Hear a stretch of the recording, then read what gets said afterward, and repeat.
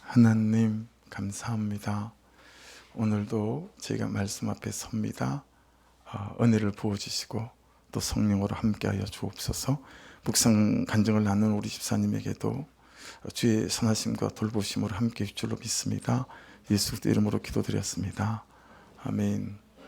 우리 집사님, 오늘은 박정수 집사님 묵상 간증을 우리가 같이 나누고 말씀 듣겠습니다.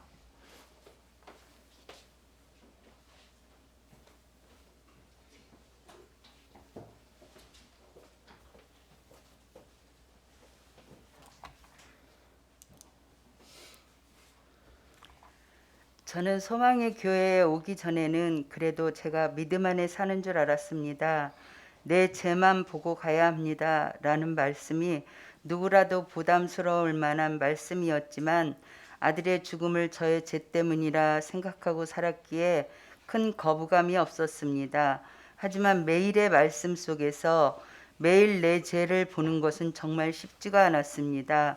목사님이 선포하시는 말씀을 통해 하나님이 저에게 말씀하실 때 그 말씀을 삶으로 살아낼 적용점을 붙잡기도 어려웠고 살아내기는 더 어려웠습니다. 말씀도 잘 안 들리고 말씀을 삶으로 살아내는 순종도 잘 되지를 않으니 순간순간 사단의 밥이 되었습니다. 피투성이라도 살아있으라 하셨지만 붙어 있어야 할 공동체에서 이번에도 여차하면 떨어져 나갈 궁리만 했습니다. 그런 틈을 사단은 파고 들어와서 별일도 아닌 일에 시험을 들게 했고 공동체를 떠나는 시도를 했습니다. 하지만 하나님은 저를 포기하지 않으셨고 소망의 공동체도 저를 포기하지 않았습니다. 이런 저를 위해 기도로 섬김으로 기다려 줌으로 받아내 주었습니다. 예수 믿고 30년 동안 기도했던 기도 제목이 영혼을 사랑하며 사랑을 섬기는 교회에서 예수 믿고 싶어요 였습니다. 소망의 교회와 목장과 목자가 예수의 사랑이 무엇인지 삶으로 보여주었습니다. 그 사랑 때문에 제가 지금 이 자리에 서 있습니다. 그 사랑을 맛보니 이제 정말 예수를 잘 믿고 싶어졌습니다. 나의 유익을 위해서가 아니라 진짜 하나님 자체가 저의 상급이고 저의 삶의 목적이 되어 살아보고 싶었습니다. 그런데 정말 마음처럼 안 되었습니다. 새벽에 기도하고 돌아가면 다시 예전 생활로 금방 돌아갔습니다.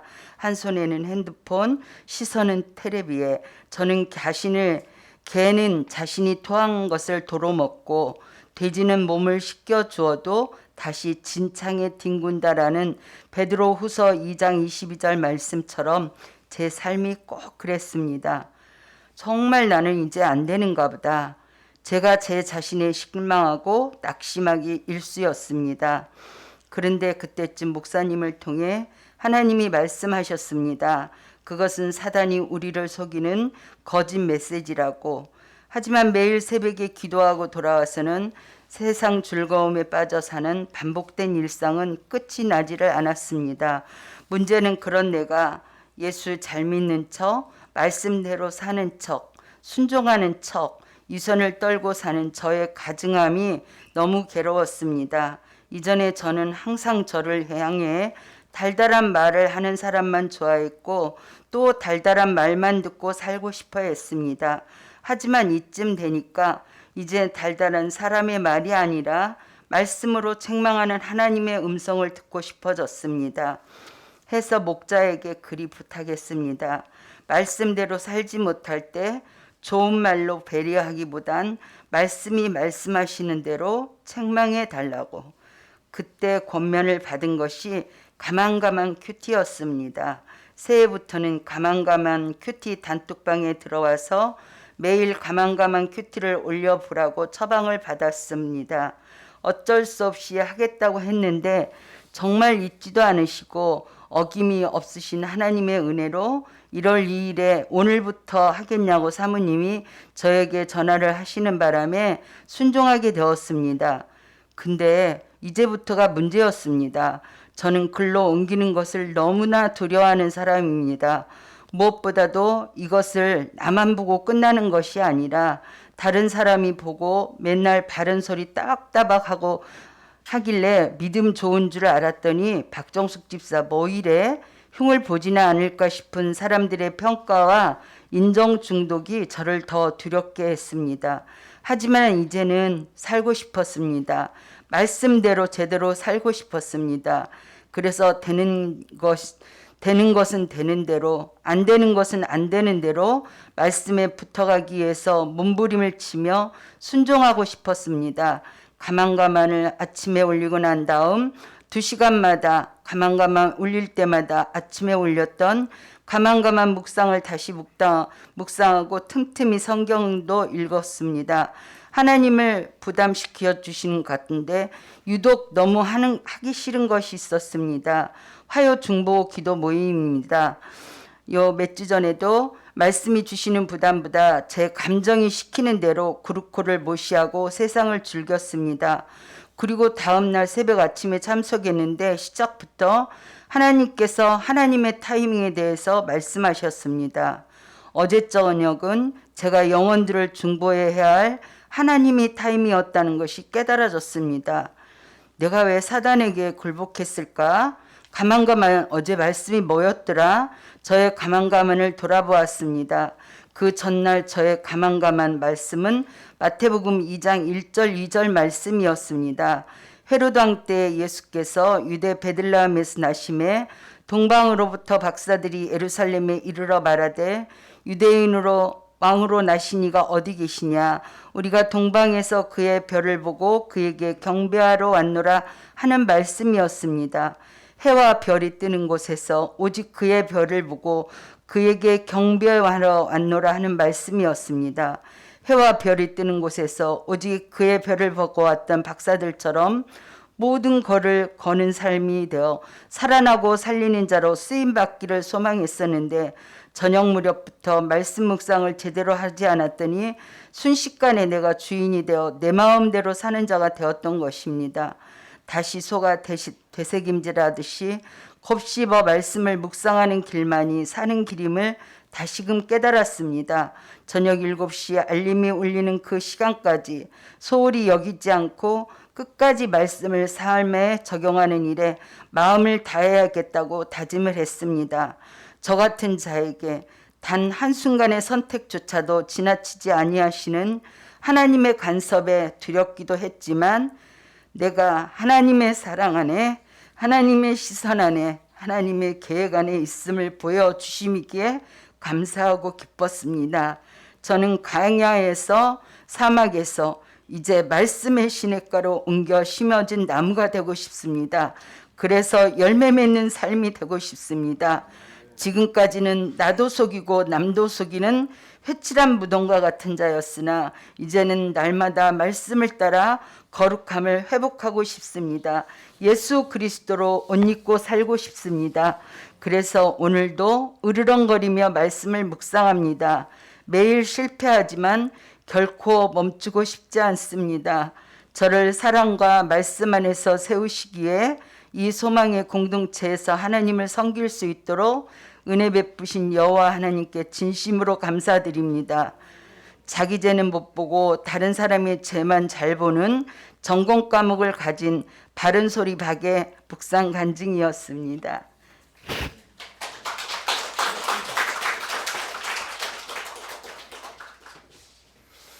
네, 바른 소리 박이 나갔습니다. 집사님 전공 과목은 바른 소리 박입니다. 자기 죄는 못 보고 다른 사람 죄 보고 또박또박 바른 말 잘하시는 본인이 그렇게 바른 소리 박이라고 자기 전공 과목 제표를 그렇게 또 말씀하셨습니다. 기도하죠. 아버지, 집사님이 자기 죄를 보기 시작했고 그렇게 옳고 그름으로 다른 사람에게 따박따박 바른 소리 하지만 자기 죄는 보지 못했던 바른 소리 박이라고 그렇게 전공 과목을 죄표를 나누고 또 말씀과 자기의 삶의 간증들을 나누었습니다. 그의 고백대로 아버지 저렇게 세워져가는 걸음 위에 은혜를 베풀어 주셔서 정말 하나님 이제는 시냇가로 옮겨 심은 나무 같은 인생과 삶과 신앙이 되게 하여 주셔서 열매 맺는 은혜를 부어 주옵소서. 오늘도 말씀이 말씀되게 하실 예수 그리스도 이름으로 기도드렸습니다. 아멘. 오늘 내용은 이제 아그리빠 왕하고 그의 아내 버니게가 새로 부임한 베니스 총독이라는 사람에게 인사를 하러 왔습니다. 가이사르를 방문하게 된 거죠. 그때 이 베스도 총독이 아그리빠 왕에게 하는 말이, 직전 총독이었던 벨릭스 총독이 감옥에 두고 간 죄수가 한 명 있습니다. 내가 일전에 베스도 총독, 이제 가이사르의 총독으로 부임했을 때 예루살렘에 갔더니 대제사장과 유대인 지도자들이 이 사람을 고발하는 내용을 얼마나 잔뜩 들이미는지 어떻게 하든 사형 선고를 내려서 죽여주기를 원했었습니다. 하지만 로마 시민권을 가진 사람을 그렇게 함부로 죽일 수는 없다. 고발했다는 이유만으로 사람을 판결도 하지 않고 반드시 피고와 원고를 대면해서 자신을 변호할 기회를 준 연후에야 그런 재판을 할 수 있다라고 말했다라고 하는 거죠. 그리고 법정에 그 사람을 세워봤는데 유대인들이 그렇게 이 사람을 죽이겠다고 난리인데 아무리 들어봐도 죄는 찾을 수가 없었다라고 하는 것이죠. 그래서 가이사르로 다시 내려와서 이 바울에게 너 혹시 예루살렘에 가서 재판 다시 받아보겠느냐라고 했더니 나는 황제 앞에 가서 재판을 받겠다고 이제 항고한 거죠. 상소를 이제 올리게 되어진 거죠. 그래서 지금 감옥에 가둬놓고 있습니다. 그랬더니 아그리빠 왕도 이 소문을 이미 다 들었다는 거예요. 나도 그 사람에 대한 이야기를 좀 들어보고 싶다라고 얘기를 했습니다. 그래서 그 다음 날에 이제 바울 사도가 이 아그리빠 왕과 베스도 앞에 다시 서게 되어지는 그 내용들이 오늘 본문의 이제 내용입니다. 여러분, 바울 사도를 고발하고 또 유대인들이 바울 사도를 그렇게 죽이기 원하는 이 사건은 어디서부터 시작되는지 한번 보십시오. 제일 첫 번째는 성전에서 바울이 아시아에 온 유대인들에게 붙잡히는 것에서부터 시작됩니다. 이게 사도행전 21장 27절이거든요. 근데 사실은 그 제목이 이 바울이 이방인들을 성전에 데리고 들어갔다라고 하는 거였었는데 율법을 어긴 거거든요. 이건 거짓말이잖아요. 그런 적이 없었습니다. 그냥 바울을 죽이고 싶어서 두 명을 죄를 만들어서 뒤집어 씌운 것입니다. 두 번째는 현장에서 바로 바울을 죽이려고 이 사람들이 돌로 쳤습니다. 천부장이 빨리 달려오지 않았다면 죽었을 겁니다. 이게 21장 32절이에요. 세 번째는 얼마나 때렸는지 무리들의 폭행으로 바울 사도가 그럴 수가 없었어요. 그래서 들것에 실어서 갔다는 내용이 21장 35절이고요. 네 번째로는 군중들이 얼마나 이 사람은 살려둘 자가 아니다 그러면서 없애자고 난리인지, 이게 22장 22절이에요. 다섯 번째는 그래서 제사장들과 사내들인 공의 앞에서 첫 변론이 되어지는데 그때도 난린 거죠. 죽이자고 난립니다. 여섯 번째는 바울이 찢겨질까 봐 천부장이 이 군중 사회에서 바울 사도를 빼앗아서 가는 대목이 23장 10절에 나오고요. 일곱 번째는 유대인 중에 40여 명이 내가 바울을 죽이기 전까지는 먹지 않고 마시지 않겠다, 이런 바울을 죽이기 결사대가 꾸려진 내용이 23장 12절에 등장하게 됩니다. 그리고 드디어 벨릭스 총독 앞에 서는 내용이 23장 33절이죠. 대제사장 아나니아 그리고 변호사를 대동했어요. 드둘로라고 하는 그 변호사를 대동해서 총독에게 다시 이 자는 죽어야 될 자라고 다시 고발하는 내용이 24장 1절입니다. 열 번째로 벨릭스 총독은 유대인들 때문에 이 제수의 신분, 아무리 찾아봐도 죄가 없음에도 불구하고 제수의 신분으로 감옥에다가 2년 동안이나 가둬두게 되어집니다. 11번째는 새로운 총독 베스도가 오늘 부임했잖아요. 이제 다시 대제사장들하고 또 유대인들이 바울을 또 고소했어요. 처음 오니까 환심을 잘 사서 이제 베스도를 잘 구슬리면 이 바울을 죽일 수 있겠다, 이렇게 뇌물을 썼죠. 그래서 예루살렘으로 한번 옮겨서 여기서 사내들인 공의에서 한 번만 더 재판 한번 합시다. 그리고 오는 도중에 암살해 죽이려고 했습니다. 매복해 있다가. 그 내용이 25장 3절이에요. 13번째가 베스도의 유대인들이 바울을 다시 고발하죠. 하지만 어떤 증거도 되지 못했다는 게 나오죠. 그리고 오늘 본문 중에 다시 베스도에게 유대인 무리들이 등장해서 정말 살려두면 안 될 사람이라고 다시 고발하고 이 재판을 재진행하기를 요구하는 대목이 오늘까지의 대목이에요. 시작부터 끝까지 전체적으로 좀 훑어본 것입니다. 여러분, 시간으로 따지면 3년이에요. 고발하는 이유도 다 거짓이고 누명이에요. 바울을 죽이지 않고는 먹지도 마시지도 않겠다고 금식하면서 바울을 죽이기에 인생을 거는 사람이 수백 명, 수천 명이 되어 보인다라고 하는 것입니다. 여러분, 적용 질문 첫 번째입니다. 혹시 미움을 당해보시거나 왕따를 당해보신 적 있으시면 그렇게 목장을 좀 시작해 보시면 좋을 것 같아요. 여러분, 한 사람만 나를 미워하고 왕따시켜도 정말 인생이 괴롭지 않습니까? 근데 바울은 한 민족이 그를 미워해요. 한 나라가 그를 미워하는 것입니다. 없는 죄를 만들어 씌우고 죽으라고 돌로 내려치고요. 거기다가 바울을 죽이겠다고 하는 사람들이 다 힘을 가진 사람들이에요. 대제사장, 그리고 1%의 귀족 안에 드는 그런 사두개인들, 네. 돈 가진 사람, 힘 가진 사람, 권력 가진 사람들이 전부 바울 사도를 죽이겠다고 난리인 거예요. 괴롭히는 것은 사람이지만 고통을 당하는 것은 내 현실이고 그리고 나의 세월인 거죠. 하나님을 믿는 우리가 이때 가장 쉽게 하는 말이 있어요. 제가 그런 일을 당할 때, 여러분들이 그런 일을 당할 때 참 쉽게 하는 말, 그게 왜? 라는 말 아니겠습니까? 하나님, 도대체 저한테 왜 이러시는 거예요? 라는 거죠. 네. 하나님, 제 인생은 왜 이래야 합니까? 내가 왜 이런 사람을 만났습니까? 왜 내 가정은 이래야 되는 거죠? 왜? 라는 질문을 우리는 가장 쉽게 잘 던질 수 있습니다. 내일은 우리가 경험적으로 보면 그렇지 않던가요? 왜? 라는 말은 정말 쉬운 말이에요. 진짜 어려운 말은 따로 있습니다. 정말 내 존재와 내 현실이 절망적일 때 우리가 하는 말, 그게 뭐죠? 언제까지입니다. 하나님, 제가 언제까지 이렇게 살아야 되는 거죠? 라는 거예요.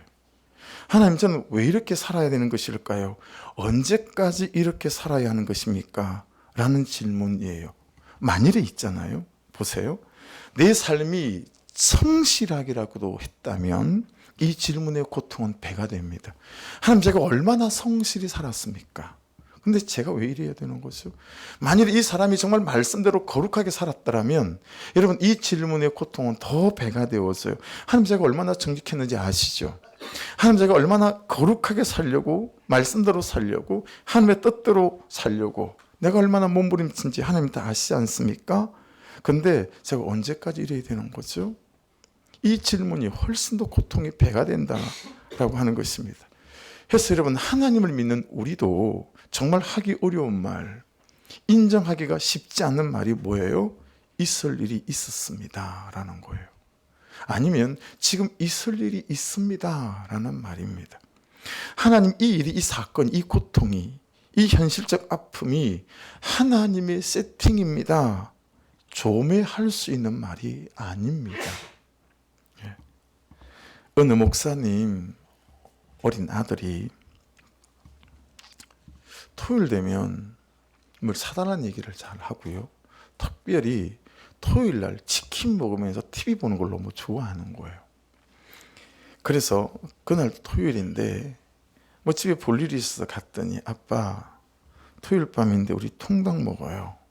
통닭을 요청했습니다. 그래, 그러자. 그리고 호주머니에 손을 넣어서 보니까 지갑이 없는 거예요. 교회 사무실에다 두고 온 거죠. 아들, 어떡하냐? 아빠가 지갑을 교회에다 두고 왔다야. 그러니까요, 요즘 애들이 아니잖아요. 아빠, 카드 있잖아. 그렇게 얘기를 한 거예요. 야, 카드도 지갑에 있어. 이렇게 된 거죠. 그러니까 이 아들이 울먹울먹하면서 한다는 말이 뭐라 그러냐면, 아니, 집에 그 많은 15,000원 하는 그 통닭 하나 사줄 현금이 없단 말이야. 애가 이제 막 아빠한테 그러더라는 거죠. 그래서 너무 미안하다 그러고 이제 이 목사님이 돌아서는데, 이 아들이 아빠 목사님 뒤통수에 한 말이 이 아빠가 충격을 받았어요. 목사님이 뭐라고 얘기했냐면 아빠가 돼가지고 그것도 하나 못 사줘? 이제 그리 때리는 거죠. 자존심이 팍 상한 거예요. 그깟 통닭값 10,000원이 없다고 아들놈이 아빠의 자존심을 깔아뭉개다니. 그것도 주일 설교를 앞둔 토요일 날 밤에. 우리 목사들한테는 토요일 밤이 대단히 중요하거든요. 그래서 토요일 밤 아침 이럴 때 제가 제 아내도 제 옆에 오지 말라고 그래요. 혹시 감정을 거스리는, 우리가 어쩔 수 없는 인간이니까 다툼들이 있을까 봐. 그래서 제가 토요일마다 교회에서 자지 않습니까? 개척한 뒤로 토요일 집에 가서 자 본 적이 없습니다. 예. 근데 이때 아빠가 나가면서 큰 소리를 쳤어요. 내 그럴 줄 알고 오는 길에 통닭 시켜놨다. 이렇게 큰 소리를 친 거예요. 뻥을 친 거죠. 그때부터 이제 분위기가 완전 반전됐어요. 막 아들이 막 와 함성을 지르고 난리가 났는데 이때부터 목사님이 기도하기 시작하시는 거예요. 마음으로. 하나님, 누구를 통해서든 통닭을 좀 보내주십시오. 25분이 지나니까 아이들이 왜 이렇게 안 오냐고 막 닥달을 해서 난리예요. 빨리 전화 한번 해봐라 그러기도 하고. 야, 금방 올 거야. 45분이 지났어요. 이제 목사님이 드디어 초조해지기 시작했어요. 주여, 45분이 지났습니다. 시기가 없으십니까? 와 이러면서 1시간 좀 지나니까 등에 이제 식은땀이 쫙 흐르는 거죠. 야, 이거 뽀록나게 생겼다. 1시간이 막 넘어가서 1시간 5분 정도가 돼갈 쯤에 하나님 좀 살려주세요 하고 있는 판국인데 세상에 현관키 누르는 소리가 나더니 이모가 온 거예요. 그것도 진짜 이모가 아니고 이미 이 교회를 떠난 이제 볼 일이 있어서 왔는데 오래전에 교회 다니던 애들이 하도 어려가지고 집사님 안 부르고 이모라고 부르던 집사님 한 분이 한 손에는 피자 한 판, 한 손에는 통닭 하나를 들고 딱 들어온 거예요. 예. 그리고 목사님이 얼마나 감개무량했겠습니까? 그죠? 이때 여러분, 이 아빠 목사님께서 그분의 책에 써놓은 독백입니다. 나는 안다. 하나님은 엄격결에 내뱉은 한마디 말까지도 들어주시는 분이심을. 하지만 이렇게 매번 역사하지는 않으신다. 절박하실 때 하나님은 때로 속히 응답하신다. 하지만 통닭 한 마리와는 비교할 수 없는 심각한 인생의 짐이 내게 있다. 아내의 병으로 인한 고통이다. 가장 절박하고 애절하고 간절하고 가장 빨리 이루어지기 원하는 단 한 가지 문제가 전혀 변화의 기미를 보이지 않는다. 다른 기도에는 비교적 빨리 응답하시는 하나님이 가장 절실한 기도를 외면하신다.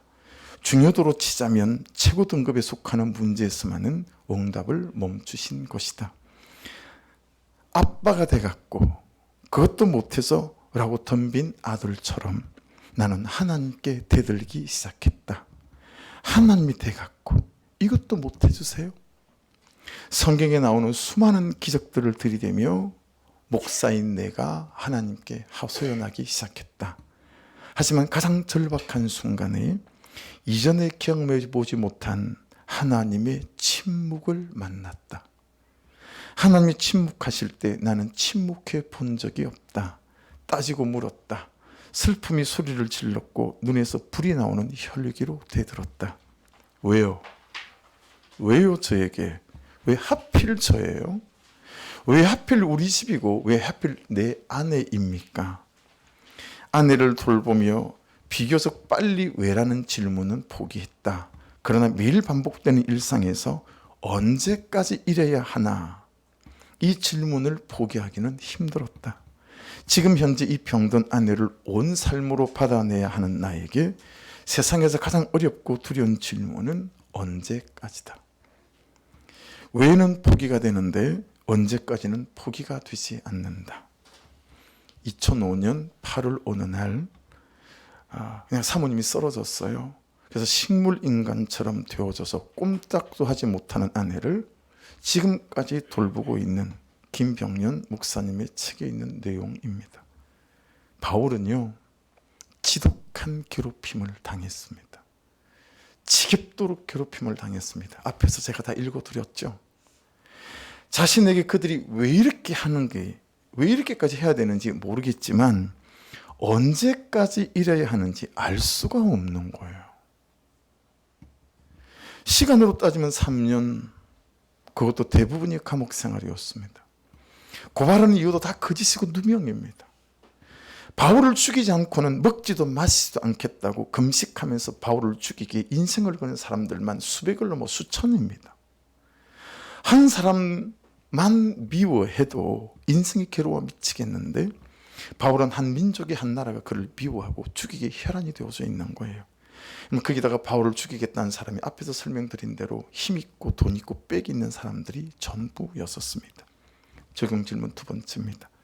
내 죄이든 어떤 사람이든 내 열등감이든 내 어떤 중독이든 내 병이든 내 현실이든 여러분은 그것들로 인해 지겹게 아주 괴롭힘에 당하고 있거나 지쳐가고 있지는 않습니까? 라는 것입니다. 여러분 어제 큐티도 딱 그러지 않았습니까? 어제 큐티 예수께서 요한이 잡혔음을 들으시고 갈릴리로 물러가셨다가 이거 마태복음 4장 12절 말씀입니다. 이게 말이 안 되는 소리죠. 예수님이 적어도 이렇게 살면 안 되는 거죠. 아무리 이해하려고 해도요. 세례 요한이 잡혔다는 말을 듣고 갈릴리로 물러가시는 예수님은 좀 실망스럽습니다. 나사로가 죽어간다고 빨리 오시라고 사람을 보냈는데 예수는 일부러 차일피일 미루시다가 나사로가 죽고 난 다음에야 마르다와 마리아를 찾아오십니다. 요한복음 11장 2절인데요. 이 마리아는 향유를 주께 붓고 머리털로 주의 발을 닦던 자요 병든 나사로는 그의 오라버니이더라.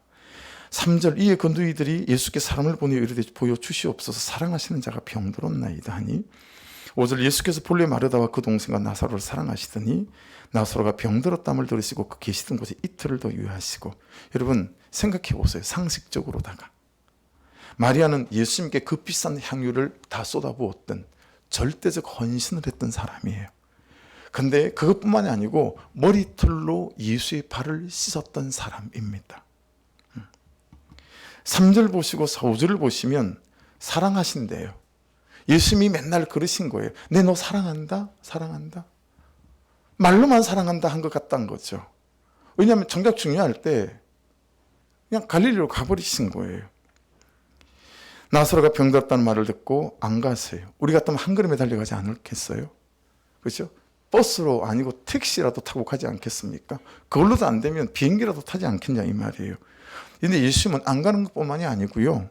이틀 뒤에 가고 그것도 죽은 뒤에 갑니다. 어쩌자는 거예요. 세례 요한에게도 마찬가지였습니다. 잡혔다는데요. 수소문을 하고 방법을 찾고 여기저기 세례 요한을 죽이려고 하는 헤로디아 이 사람과 좀 연줄이 닿는 사람을 막 찾고 그렇죠? 헤롯과 인맥이 닿는 사람을 좀 찾아서 어떻게든 세례 요한을 살리려고 해야 되는 게 여러분 예수님이 하셔야 될 일 아니겠냐 이 말이에요. 근데 자신에게 인생을 거는 사람들을 그렇게 챙겨야 했음에도 맞겠다 싶은데 그냥 갈릴리로 가버리시는 거예요. 그런데 여러분 이 물러가셨다가라고 하는 이 단어를 찾아보니 아나코레오라는 단어더라는 거예요. 사실은요 물러갔다는 뜻은 굉장히 완곡하게 번역을 한 거고요. 진짜 뜻은 피신했다, 도망했다 이 뜻이에요. 그러니까 세례 요한이 잡힌 걸 보고 예수님도 자기가 잡힐까 봐 그랬는지는 모르지만 갈릴리로 도망가 버리신 거예요. 여러분 이게 뭔가 그분의 성품과 성향과 맞지 않지 않습니까? 세례 요한이 잡히는 걸 보고 갈릴리로 도망가 버렸습니다. 따뜻한 구들방에 몸 한번 뉘어보지 못한 광야의 동굴에 살면서 약대 털옷 입고 메뚜기 석청 먹어가며 주님을 위해 헌신했던 사람이 세례 요한이거든요. 근데 그 사람이 잡혔다는데 도망가 버린다. 그게 지금 예수님이라는 거예요. 저하고 여러분이 그는 예수님을 지금 믿고 있는 거예요. 여러분 도대체 우리가 이 대목을 어떻게 이해해야 되는 거죠? 문제는요 이것이 세례 요한만 당하는 일이 아니고요 역사 이래 오늘을 사는 이날까지 예수 믿는 우리가 굉장히 자주 경험하는 일들이더라라는 거예요. 우리는 예수를 인생을 던지는데 예수님은 아무 말이 없어요. 예수를 위해 복음을 위해 영혼을 위해 살려고 몸부림을 치는데 일생을 바치는데 예수님이 내 인생에 아무것도 해주는 게 없는 것 같단 말이죠. 아니 오히려 현실이 더 안 좋아져요. 여러분 진짜로 손 한번 들어봐요. 예수 믿고 뿌쩍뿌쩍 인생이 좋아지는 사람 있습니까? 금방 현실이 싹 하니 달라지는 사람 몇이나 있습니까? 100에 1명은 됩니까? 받아내고 섬기는 그 사람은 더 악해져 가는 것 같아요. 현실은 더 힘들어지는 거예요. 재정의 문제가 해결이 되지가 않아요. 여러분, 그런데 우리가 성경을 통해서 알고 있는 사실 하나가, 여러분 인정하고 있는 사실 하나가 있어요. 그게 뭐냐면 하나님은 살아보니 경험해보니 100% 오르시더라 라고 하는 것이죠. 그리고 그런 나를 하나님 그분께서 아시더라 라고 하는 것이죠. 피트 그리거라고 하는 목사님이 뭐 책도 쓰시고 이런 분이신데, 이 목사님 얘기예요. 이 목사님 아내가 간질병 환자였습니다. 사모님이 간질병 환자인 거예요. 사도 바울처럼. 아내가 간질로 발작을 할 때마다 밤에 잠이 깨서 잠을 설치기가 일수인 거예요.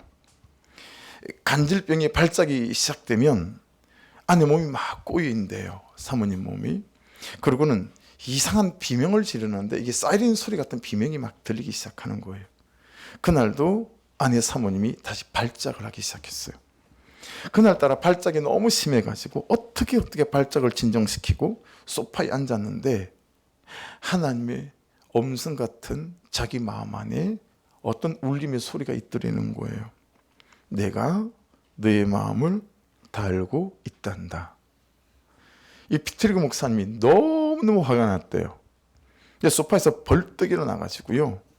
아니요, 절대로 모릅니다. 당신은. 절대로 하나님은 내 마음을 모릅니다. 어떻게 내 마음을 아신다고 말할 수 있습니까? 진정 내 마음을 아신다면 이 발작을 멈추고 고치게 해주셔야죠. 무슨 내 마음을 아신다는 거예요, 당신이. 그러면서 그냥 통곡이 터졌어요. 그러면서 하나님께 마지막 던진 항변이 뭐냐면, 이런 기막힌 일을 당신은 당해보기나 했습니까? 내 같은 삶을 당신은 살아보기나 했습니까? 알기나 하십니까? 막 쏘아붙였어요. 근데 정막, 침묵. 하나님이 아무 말이 없었어요. 한참을 통곡을 하고 울고 난 뒤에 이 목사님의 시선이 너무 자연스럽게 그 거실에 있는 벽난로 위에 엽서 한 장을 항상 올려놨는데 그 엽서 안에 있는 조그만 그림 하나에 시선이 탁 꽂혔어요. 지금 보시는 저 그림이에요. 예수님이 십자가에 이렇게 매달려 있는 유명한 살바도르 달리라고 하는 사람이 그린 십자가에 달린 성 요한의 그림이라는 제목을 갖고 있는 그림입니다. 그리고 이런 하나님의 마음이 이 피터 그리거 목사님 안에 부어졌다고 합니다. 피터야, 그때 내 아들이 저 십자가에 달리는 그때 말이다. 나도 너와 같은 마음이었단다. 라는 거예요. 여러분, 하나님이 하나님인데 하나님이 아들이 달려있는 십자가에서 내려오게 하실 수 있는데 하나님이 그 아들을 십자가에 달리게 하시고 두시고 죽으시는 걸 보고 있으면서 애간장이 끓었다라는 거예요. 창자가 끊어지는 고통을 느꼈다라는 거예요. 하나님이 예수님을 십자가에 달리지 않게 하실 수 있음에도 불구하고 예수를 십자가에 달리게 하시고 십자가에 두시고, 여러분 십자가에서 죽게 하신 이유 무엇입니까? 나의 구원 때문이었습니다. 우리의 구원이 아니고 나의 구원 때문이었습니다. 나를 사랑하시는 사랑 때문이었습니다. 자, 저를 보실래요? 저를 보세요.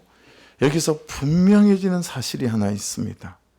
지금 나를 이 현실의 이 고통에 두시는 것은 나를 사랑하지 않으시거나 나를 포기해서가 아니라는 것입니다. 나를 통해서 이루실 구원이 있기 때문이고, 아멘 하십시다. 나를 통해 하실 사랑이 있기 때문입니다. 아멘 하십시다. 여러분, 누가복음 21장 19절에 저도 여러분도 놓치지 말아야 될 말씀 한 구절이 있습니다. 같이 읽습니다. 시작. 너희의 인내로 너희 영혼을 얻으리라. 여러분 이 말씀을 잘 보세요. 너희 인내로 너희 영혼을 얻으리라. 저 인내라는 단어 있죠. 히포모네라고 하는 단어예요. 어떤 뜻이냐면 견고히 서서 기대하며 기도하며 기다리는 것, 이걸 인내다라고 말씀하십니다. 그냥 참는 게 아니에요. 여러분 그냥 참는 건 인내 아닙니다. 그냥 참는 건 생색밖에 안 남아요. 그래서 여러분 생색 잘 내시잖아요. 참고 살아서. 여러분 생색은요, 내 죄를 보지 못하는 갈등과 다툼의 원료입니다. 참으시면 안 돼요. 사람의 참음, 그 생색밖에 안 나와요.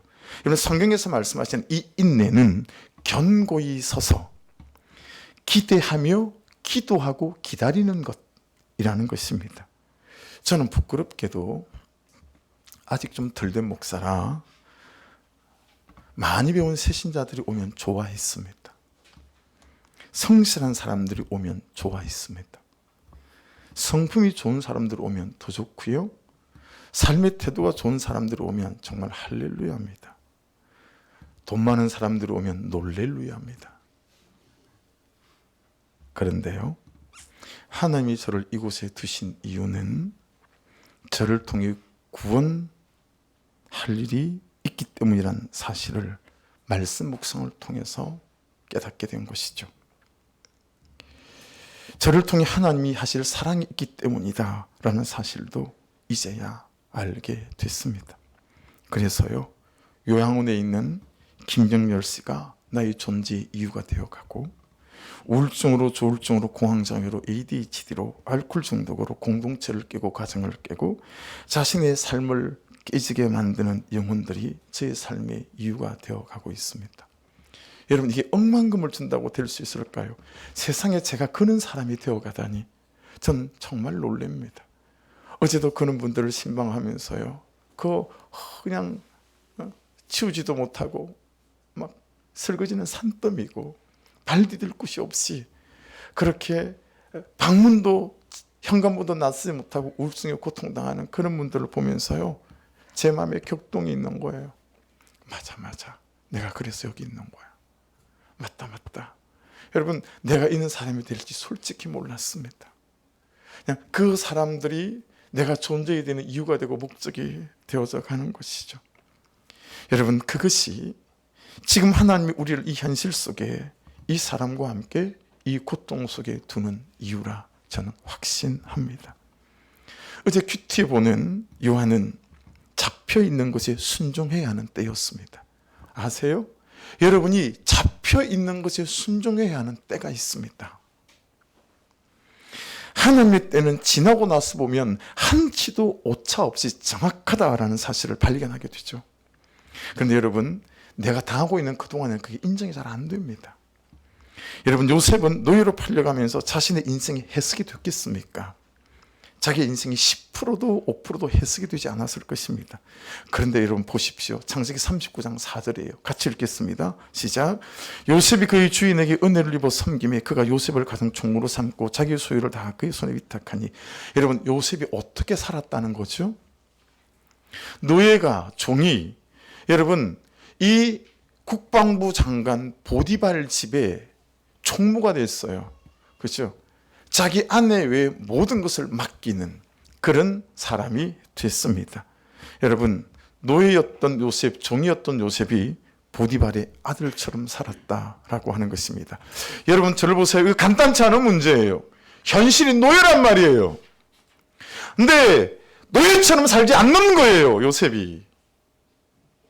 우리는 현실에 묶이잖아요.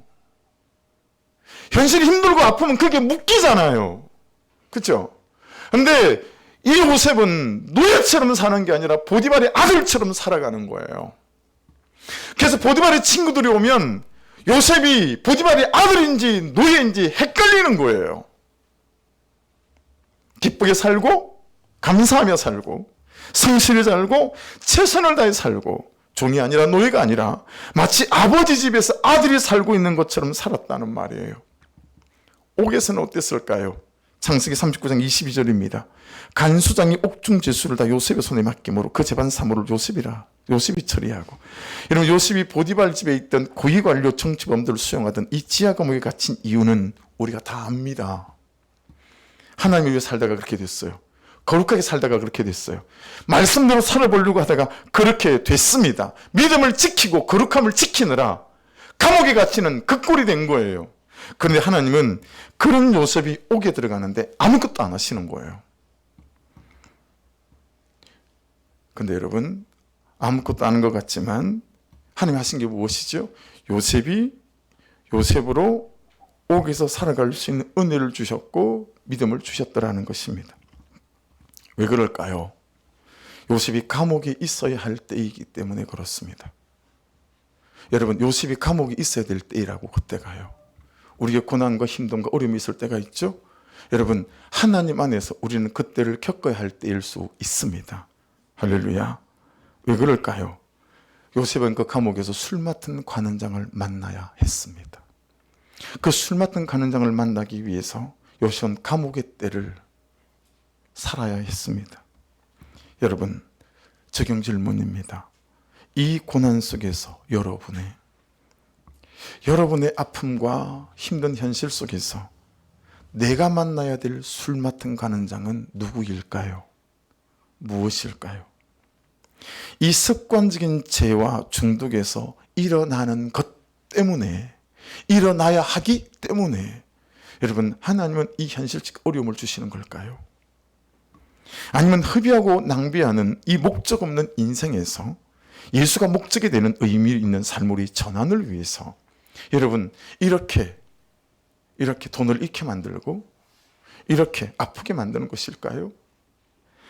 아니면 돈밖에 사람들이 인정밖에 모르는 인정 중독, 평판 중독에서 떨치고 일어나는 그런 존재가 여러분과 제가 만나야 되는 술 맡은 관원장일까요? 여러분, 이 고난 속에서, 아픔 속에서, 현실 속에서 분수령적인 회개라는 술 맡은 관원장을 만나는 은혜가 있기를 주의 이름으로 축복합니다.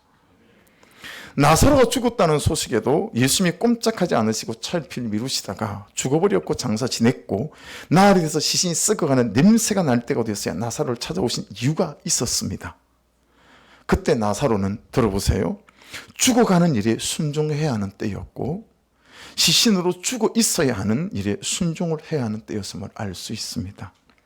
그리고 그 순종 뒤에 주님은 죽었던 나사로를 다시 살리십니다. 할렐루야. 죽어 있어야 하는 일에 순종해야, 사랑하는 여러분, 다시 살리는 부활의 권세를 경험하게 될 수 있습니다. As the Bible, follow the Bible. 말씀대로, 말씀 따라 죽어 순종하는 삶을 적용하시면 그 사람을, 그 삶을, 그 가정을 주님께서는 살리십니다. 오늘 말씀도 잘 보십시오. 바울은 순종합니다. 여러분, 순응과 순종은 달라요.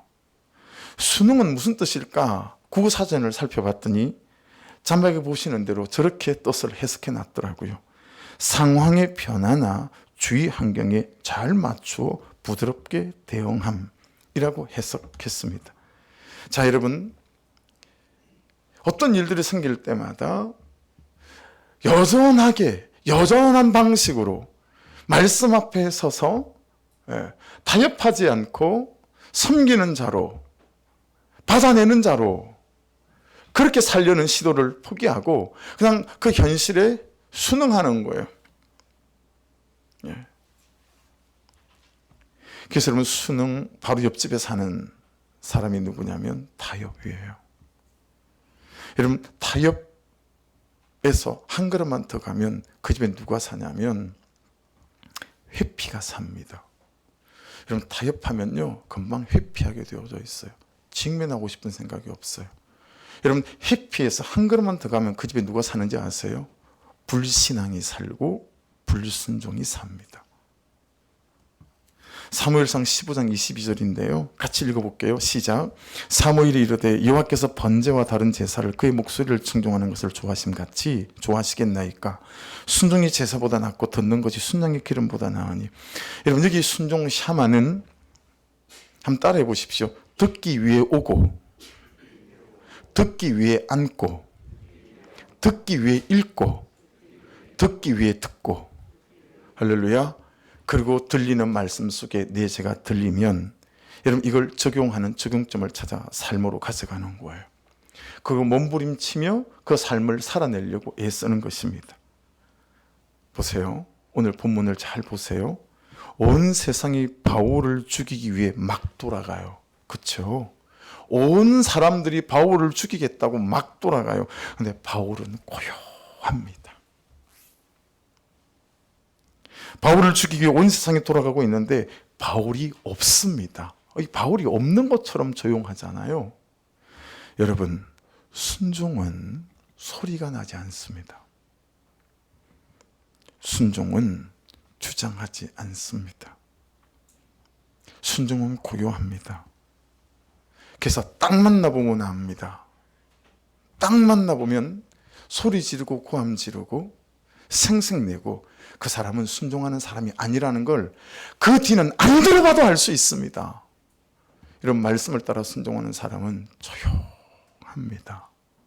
고요합니다. 이런 얘기 저런 얘기 할 것도 없습니다.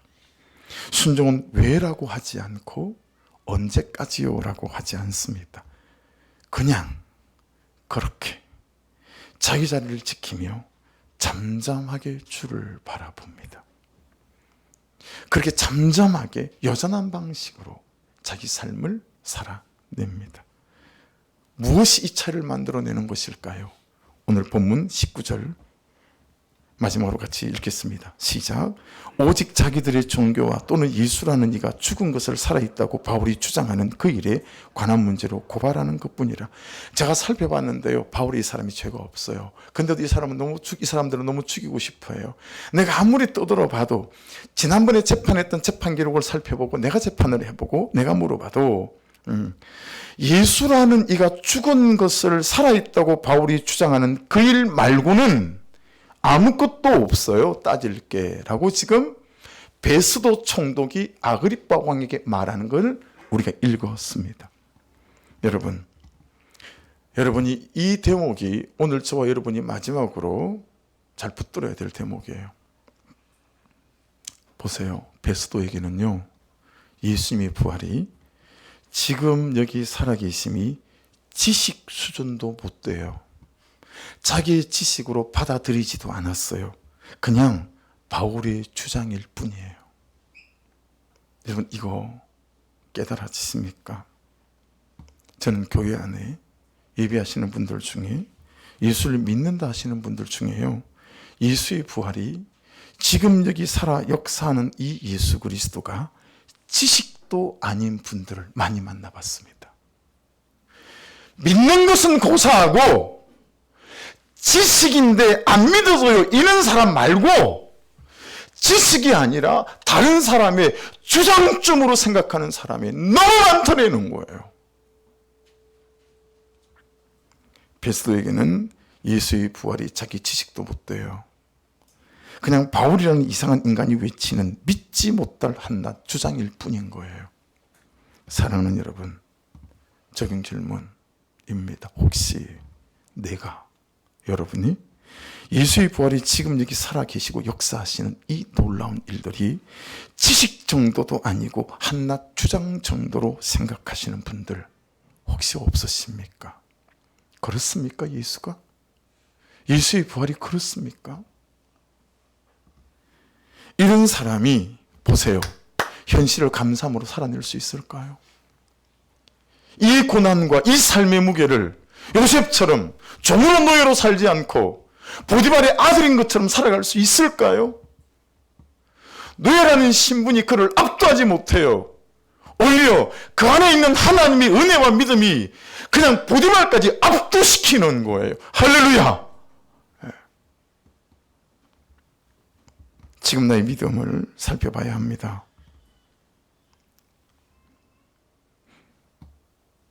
그런 사람이 과연 이 현실을 내가 섬김으로 살아내고 받아내야 하는 그런 사람이고 현실이라고 순종으로 살아낼 수 있을까라고 하는 것입니다.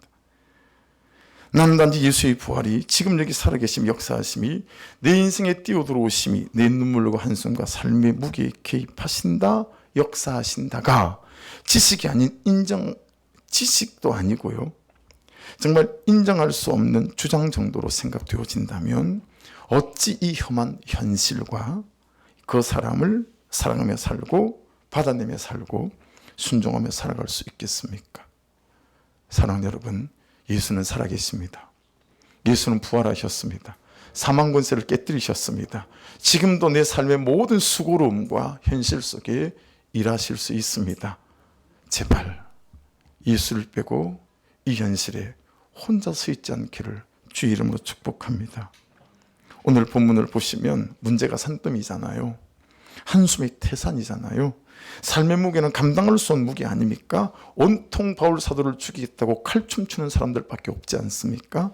그런데 그 중심에서 고통을 당하고 그 현실에 압살되어서 원망할 자를 찾고 불평할 자를 찾고 강분하고 고발하고 고소하고 다퉈야 될 바울이 없는 걸요. 오직 그는 지금 나를 하나님 이 현실에 이 고통에 두시는 것은 나를 사랑하지 않거나 나를 포기해서가 아니라 나를 통해 이루실 구원이 있기 때문이고 나를 통해 하실 사랑이기 때문이다 라고 믿는 것입니다. 그래서 바울은 견고히 서서 기대하며 기도하며 하나님의 은혜 때를 기다리며 지금을 감사함으로 살아가는 것입니다.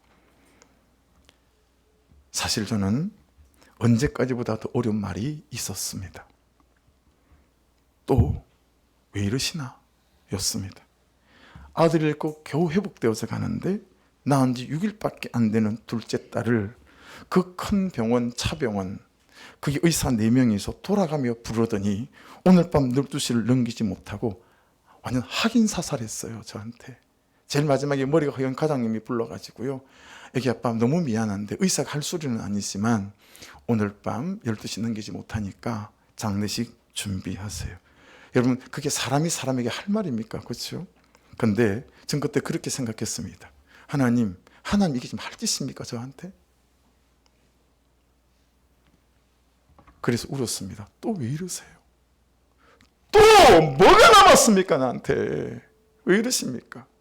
여러분, 그런 말 하실 때 있으시죠? 하나님 또 왜 이러세요? 하는 말 하실 때 있으시잖아요. 여러분, 그런데 그 절망적인 사건 앞에 제게 순종할 수 있는 참 은혜를 허락해 주셨고 제가 인내했습니다. 견고히 서서 주님을 기다리고 기대하며 기도했습니다.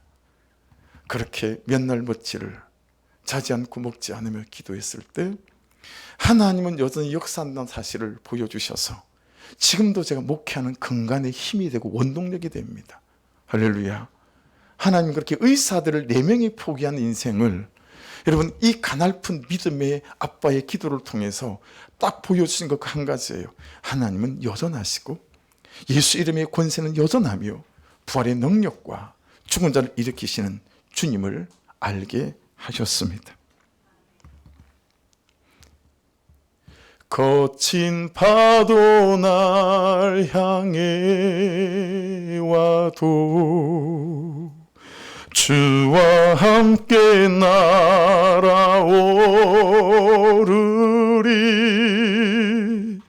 폭풍 가운데 나의 영혼 잠잠하게 주 보리라. 우리 같이 찬양할까요?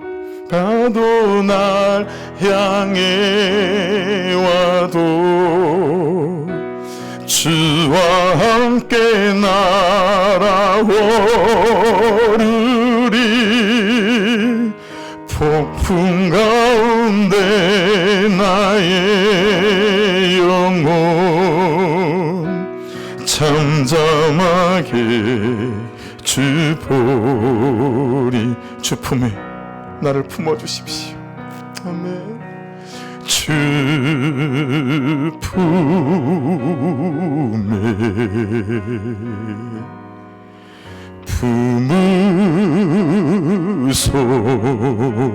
품으소서. 능력에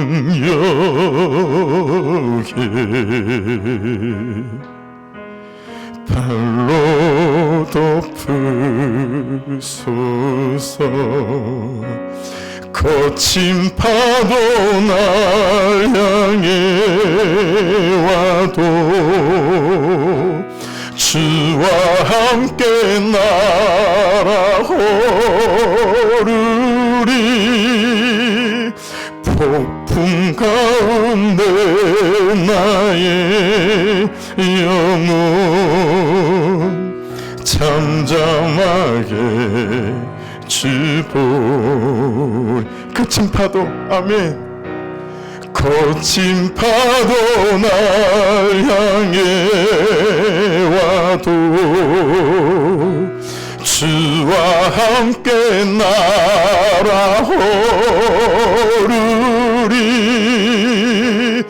폭풍 가운데 나의 영혼 잠잠하게 주보리.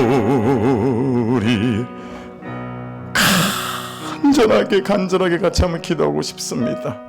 하나님 은혜를 부어주십시오. 이 고난이, 이 현실의 아픔과 눈물이 나를 싫어하시고 나를 포기하고 나를 거절하시는 것이 아니라 저를 통해 이루실 구원이 있어서, 저를 통해서 사랑해야 될 그 사람이 있어서 하나님 이때를 지나며 하나님의 살아계심을 우리에게 허락하시고 보여주시기 위함인 줄로 믿습니다. 하나님, 저에게 고요한 순종을 주십시오. 조용한 순종을 주십시오. 인내하되 견고하게 서서 기대하고 기도하며 기다리며 감사함으로 여전한 방식으로 살아가게 하여 주옵소서. 아버지, 구합니다. 무엇보다도 예수의 부활이 살아계신다는 사실이 지식도 아니고 주장 정도로 생각하는 나의 믿음 가운데 이 시간 은혜를 부어주셔서 예수의 살아계심이 내게 실제가 되게 하시고 사실이 되게 하시고 인정이 되게 하여 주시옵소서. 우리 주여 한번 부르고 같이 기도합니다. 주여!